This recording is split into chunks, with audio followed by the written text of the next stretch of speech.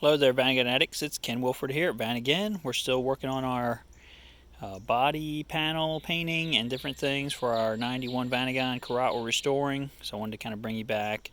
Somebody asked me about these lower, like this is basically your lower spoiler under the front of the car. What would you do with that? Paint it. Okay, so I cleaned it up. I painted it. You can see a little bit of damage and things. This is actually a spoiler that looked terrible. It was all gray, it was all beat up, and it even had some green and things on it from overspray because this was a van I parted out like 10 years ago.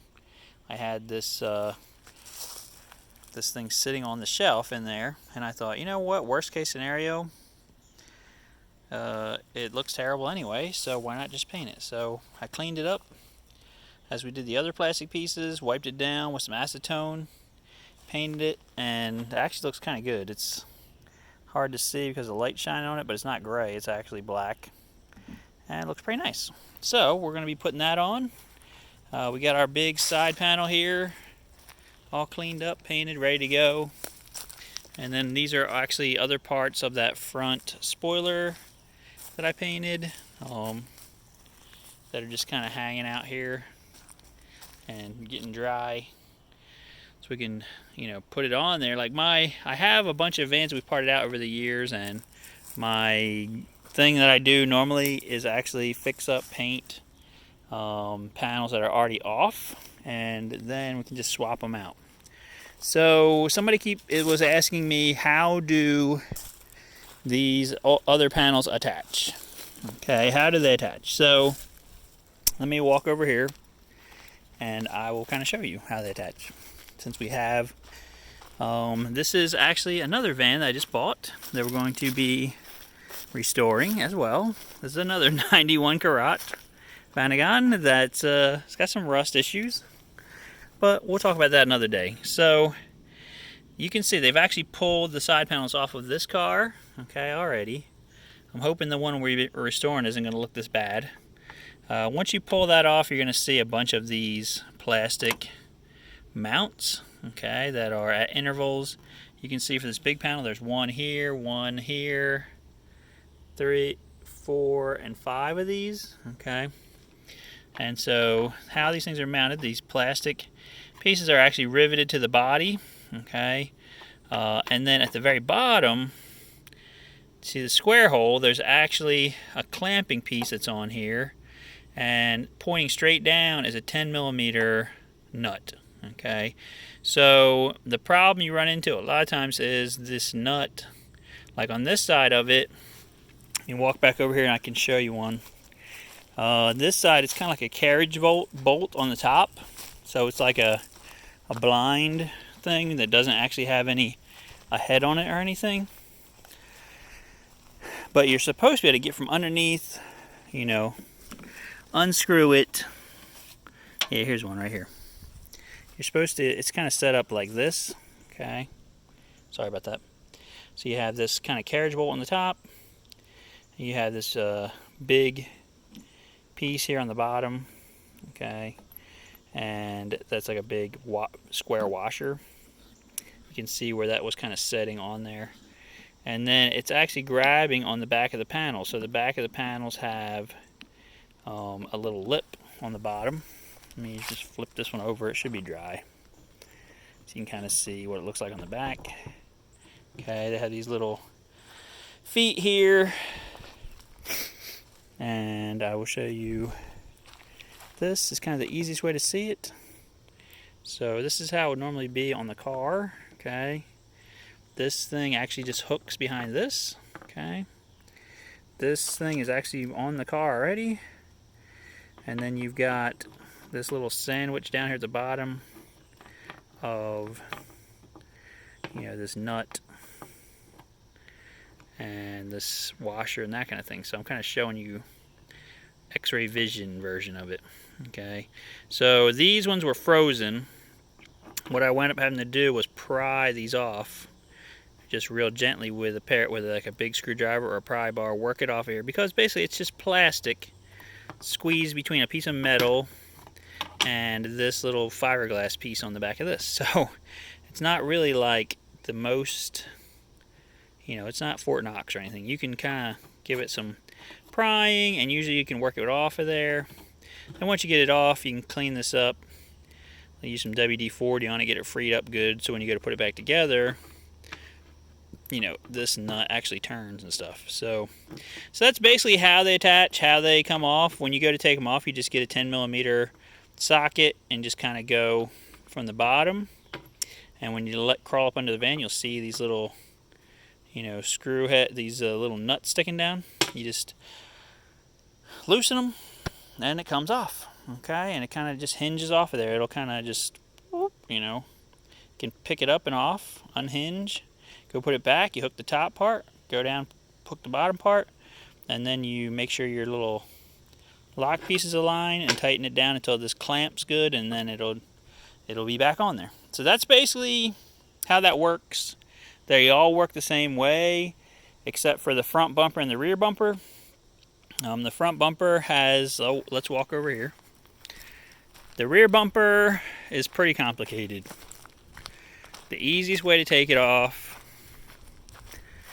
is under these two sides. Okay, there is this bolt right here. You got to take that loose. I guess you can see it. Hopefully you can see it.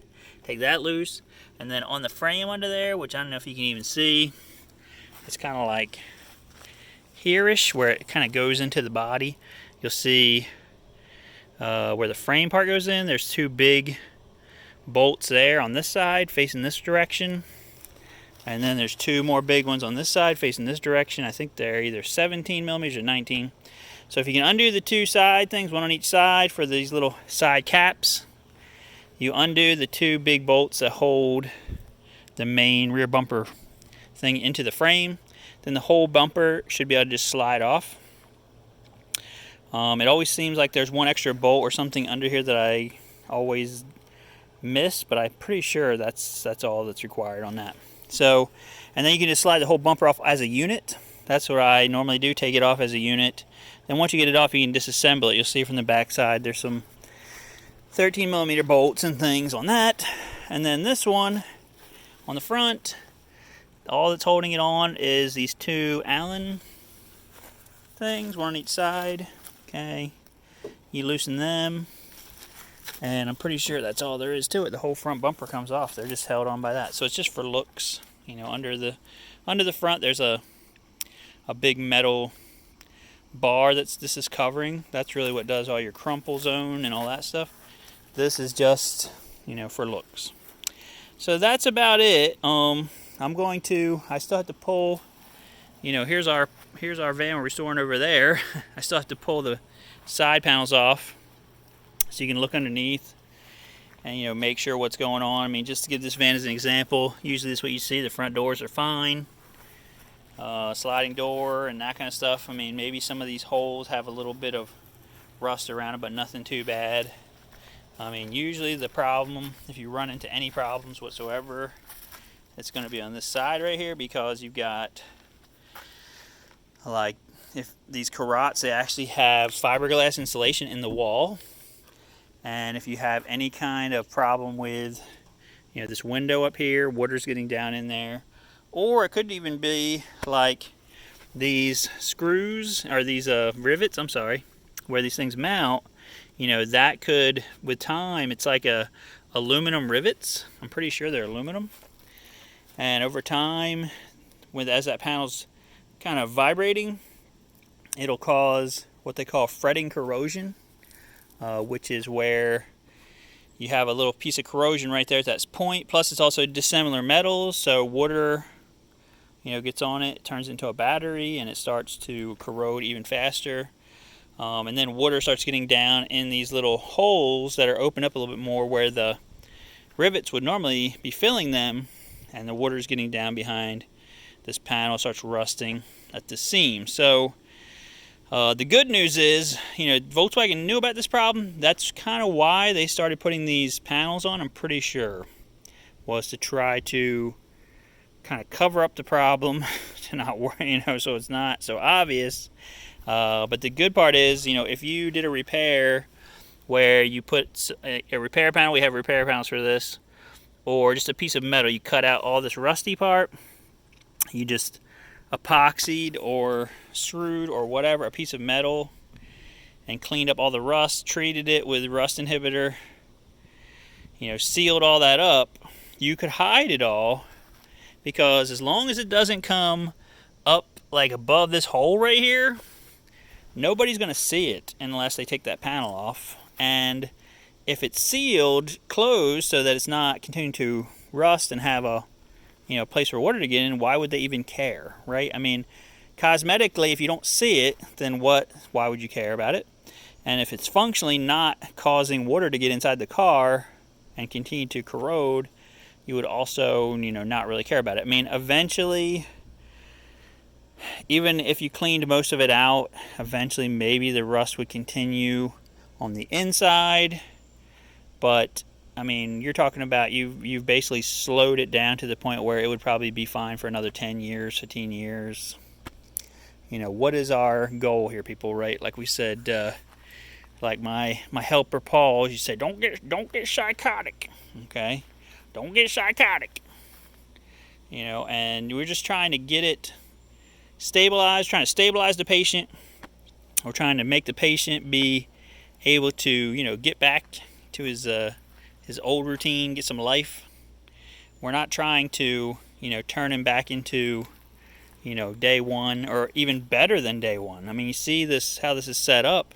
This could have been leaking. This could have been corroding after the first, couple of months of this car till this point. So, again, don't get psychotic, like Paul says. All right, so that's it for this video, guys. It was a little bit longer than I was thinking because we were showing you different things. And like I said, you can see this car. This is another project. After we get this project done, we're going to be moving on to this one. But that's it for right now. I hope you guys like, share, subscribe the video. And please have a great 4th of July. We're right before 4th of July today. Have a great 4th of July. And, if you need anything, our website's going to be open, www.vanagon.com. But most of all, hope you guys have a great 4th of July, and we will see you on the next video.